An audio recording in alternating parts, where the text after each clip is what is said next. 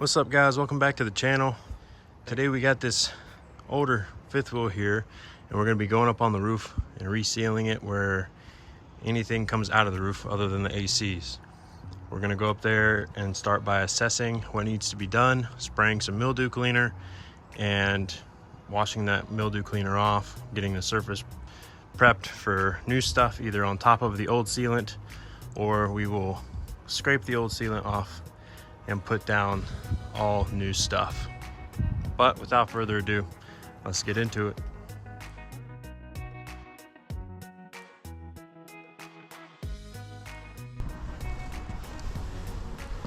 You can see here some previous owners had some eternal bond tape on it. Here's why we're up here. Your stuff looks like this. Look at all this cracking. You're asking for a leak. The screws under this, they like to rot out, and water will get right down in there. Look at that. Can't wait to fix this up. You can see here, they've eternal bonded this skylight. This gap right here.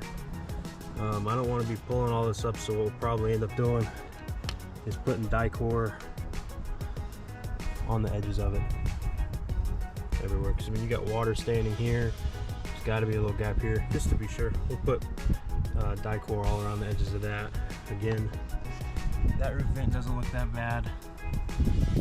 You can see it looks like 3 different layers of sealant times on that one spot. And over here, yeah, the light cracking all in this Dicor around the edges. So yeah, we'll make it look nice. It's a nice roof. Why did they quit putting roofs like this on RVs? This is probably the original. And then for the front cap here, it needs it. You can see the cracking. There's another cracking spot here. It's gonna spray down everywhere I'm gonna do it, and then come back and hit those areas with a little bit of water from the pressure washer, and then maybe dry them up. And heck, it's looking like I might even be able to get all of this done today.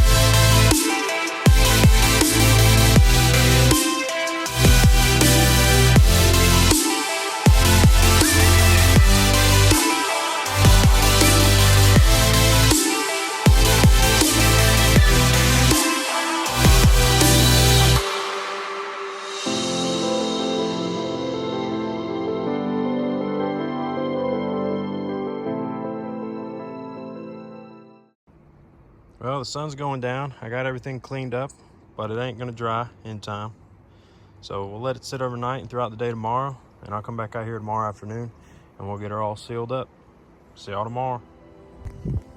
All right, we're back the next day. Roof's dried off. Got my leaf blower up here. I'm gonna blow off all the top debris, blow this standing water off right here so that I can seal all that stuff.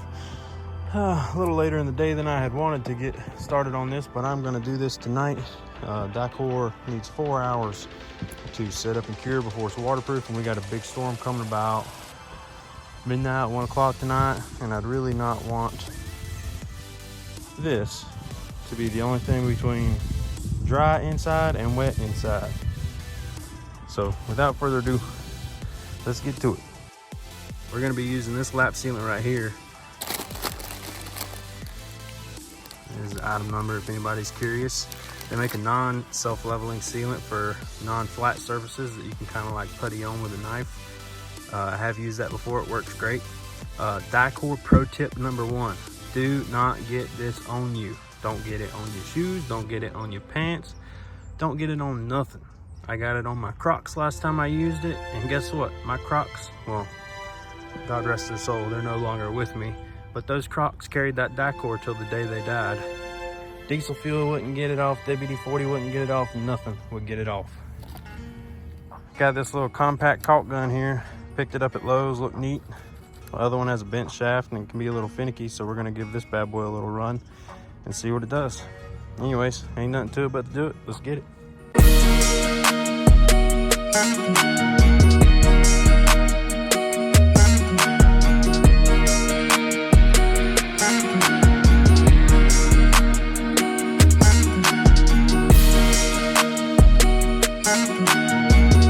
I just want to take a moment here to say I'm putting the sealant edge to edge, and that is absolutely necessary, because if the edge of that old sealant fails, water is going to get in between the old sealant and the roof, and your new sealant isn't going to do anything to help protect your camper from a leak.